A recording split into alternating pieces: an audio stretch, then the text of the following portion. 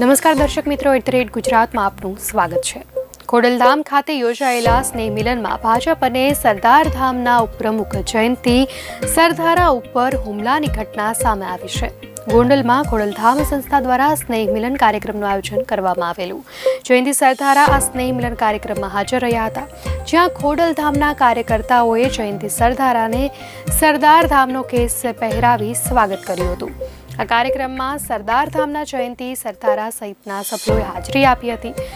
સરદારધામના ઉપપ્રમુખ અને ભાજપ અગ્રણી પર ખોડલધામ સાથે સંકળાયેલા પીઆઈ સંજય પાતરિયા દ્વારા હુમલો કરવામાં આવ્યો હતો।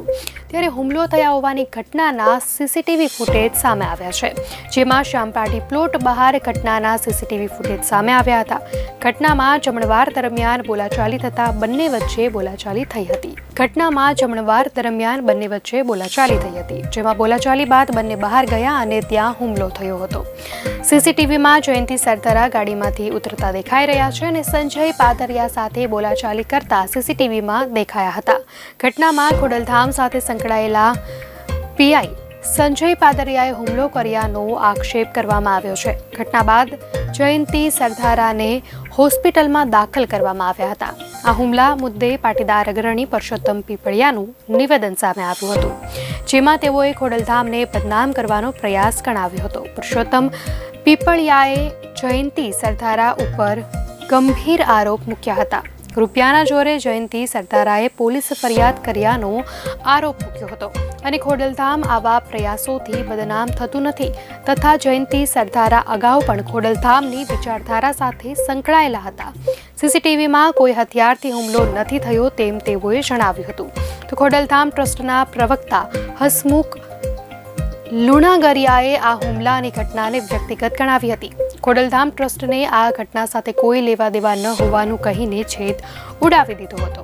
ખોડલધામ ચેરમેન નરેશ પટેલ હાલ વિદેશમાં છે અને તેમને પણ આ ઘટના અંગે ચિંતા વ્યક્ત કરી હતી। ખોડલધામ અને સરદારધામ વચ્ચે કોઈ જ વિવાદ ચાલતો ન હોવાનું જણાવ્યું હતું।